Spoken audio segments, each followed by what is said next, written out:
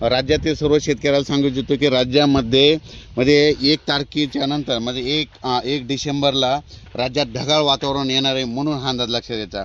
पण राज्यातल्या सर्व शेतकऱ्याला सांगू इच्छितो की तुम्हाला सांगतो निसर्ग तुम्हाला संकेत देत आहे। तुम्ही बघा आज तुमच्याकडे वारं सुटला असेल बघा। आज जर समजा असे हे वारं आणखीन काय होतं 3 दिवस सारखं वाहू लागतं। 3 दिवस वारं जोराने वाहू लागलं की आपण म्हणायचं आता 4 ते 5 दिवसात आभाळ निघणार आहे। हा अंदाज तुम्हाला निसर्गातूनच येत आहे म्हणून हे लक्षात येते। हे बघू शकता हे वारं सुटलेलं आहे। हे बघा ह्या ज्वारीचे पानं देखील हललेले दिसतात आणि हे अंदाज लक्षात द्यायचा। म्हणजे निसर्ग शेतकऱ्याला अंदाज देत आहे। म्हणजे सॅटेलाइट नसलं तरी काही गरज नाही। तर सर्व शेतकऱ्या या ठिकाणून परत एक अंदाज देणार आहे। सर्व शेतकऱ्याला सांगू इच्छितो की राज्यामध्ये आता म्हणजे 1 डिसेंबर ज्या नंतर राज्यात ढगाळ वातावरण राहणार आहे। पण 2 तारखेच्या नंतर राज्यामध्ये म्हणजे कर्नाटक, तामिळनाडू, आंध्र प्रदेश त्या भागामध्ये जोरदार पाऊस पडणार आहे। आणि त्या आंध्र प्रदेश, तामिळनाडू, कर्नाटकमध्ये जोरदार पाऊस पडत असल्यामुळं त्या भागामध्ये खूप पाऊस पडणार आहे। आणि माझी सर्वांना एक विनंती, महाराष्ट्रातले शेतकरी काय करतात तीर्थयात्रेसाठी तिरुपती बालाजीला जातात। तर तुम्हाला सांगतो 28, 29 म्हणजे 29-30च्या दरम्यान तिरुपतीकडं खूप मुसळधार पाऊस पडणार आहे म्हणून तिकडल्या आपल्या भाविकांनी हे अंदाज लक्षात द्यायचा। पण राज्यात मात्र आपल्या महाराष्ट्रामध्ये 2 डिसेंबर ते 7 डिसेंबर दरम्यान 7-8 डिसेंबर दरम्यान राज्यामध्ये महाराष्ट्रामध्ये काय होणार आहे अवकाळी पाऊस येणार आहे म्हणून हा अंदाज लक्षात द्यायचा। पण हा नेमका पाऊस कुठं राहणार आहे तुम्हाला सांगतो। राज्यात 3 डिसेंबरला म्हणजे 3 डिसेंबरला काय होणार आहे तो पाऊस नांदेड जिल्हा, अहमदपूर, उदगीर, त्याच्यानंतर इकडं अंबाजोगाई, परळी, लातूर जिल्हा, त्याच्यानंतर केज, इकडं धाराशिव, त्याच्यानंतर तो पंढरपूर, त्याच्यानंतर ह्या भागामध्ये 2, 3, 4च्या दरम्यान ह्या भागामध्ये पावसाचं वातावरण म्हणजे तिकडं थोडाफार पाऊस पडणार आहे म्हणून हा अंदाज लक्षात घ्यायचा। राज्यात मात्र 4 डिसेंबर ते 8 डिसेंबर दरम्यान राज्यामध्ये अवकाळी पाऊस येणार आहे म्हणून हा अंदाज लक्षात घ्यायचा। मी प्रत्येक वेळेस सांगत असतो की यावर्षी नाही पुढच्या वर्षी देखील लक्षात घ्यायचं की राज्यामध्ये 2 डिसेंबर ते 7 डिसेंबर दरम्यान राज्यात दरवर्षी अवकाळी पाऊस येणार हे कायमचं वहीमध्ये लिहून ठेवा असं म्हणत असतो।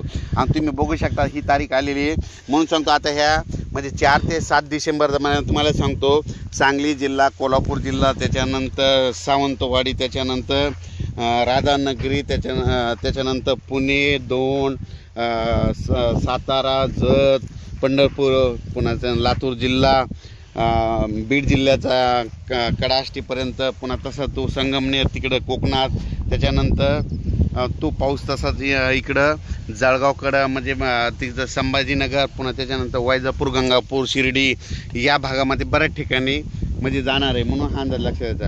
राज्यात मात्र सर्वदूर पाऊस पडणार नाही, फक्त हे जे भाग सांगितलं आहे आणखीन परत एकदा सांगतो। नाशिक जिल्ह्याच्या अलीकडे संगमनेर, सिन्नर, त्याच्यानंतर शिर्डी, श्रीरामपूर, गंगापूर, त्याच्यानंतर कोकणपट्टी, अहमदनगर जिल्हा, त्याच्यानंतर पुणे जिल्हा, त्याच्यानंतर सातारा जिल्हा, सांगली जिल्हा, कोल्हापूर जिल्हा, त्याच्यानंतर धाराशिव जिल्हा, जत, पुन्हा पंढरपूर, आष्टी, त्याच्यानंतर इकडे केज, इकडं लातूर, अंबाजोगाई, उदगीर, अहमदपूर, नांदेड या भागामध्ये राहणार आहे।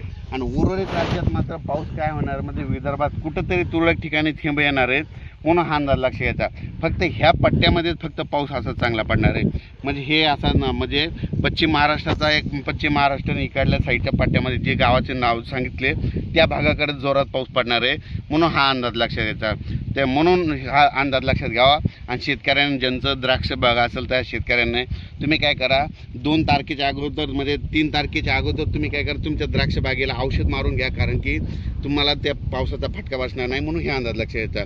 पण राज्यात मात्र 2 ते 7 डिसेंबर दरम्यान फक्त या पट्ट्यामध्ये पाऊस येणार आहे। उर्वरित राज्यात मात्र ढगाळ वातावरण राहणार आहे। जळगाव जिल्ह्यात, बुरामपूर तसेच या जिल्ह्यामध्ये तिकडल्या भागात थोडा पाऊस आहे। जळगाव, बुरामपूर त्या भागात देखील थोडा पडणार आहे पण सर्वदूर पडणार नाही। फक्त हे जे गावाचे नाव सांगितले त्या तितक्या एरियात 30 किलोमीटरच्या एरियानं पाऊस पडणार आहे म्हणून हा अंदाज लक्षात घ्यायचा। राज्यात सर्वदूर पडणार नाही म्हणून हा अंदाज लक्षात घ्यायचा। परत एकदा सांगतो की परत हे पाऊस नांदेड जिल्हा, आदिलाबाद, तेलंगणा, आंध्र प्रदेश, तामिळनाडू, कर्नाटक, त्याच्यानंतर लातूर जिल्हा, अहमदपूर जिल्हा, उदगीर तालुका, इथं केज, परळी, इथं सोनपेठपर्यंत, त्याच्यानंतर अंबाजोगाई, इथं केज, त्याच्यानंतर धाराशिव त्याच्यानंतर तुळजापूर, पंढरपूर, त्याच्यानंतर सांगली, सातारा, सांगोला, त्याच्यानंतर कुरुडवाडी, तसं तो पाऊस इकडे दौंडकडे जाणार आहे, पुण्याकडे जाणार आहे, नगरकडे जाणार आहे, श्रीरामपूर, तसेच संगमनेर जाणार, ओझरच्या गणपती तिकडं, तसाच तो पट्टा इकडं जळगावकडे जाईल आणि त्याच्यानंतर शिर्डी त्या भागात येईल आणि इकडं सातारा, सांगली, सोलापूर, कोल्हापूर, इकडं पणजी, गोवा या भागामध्ये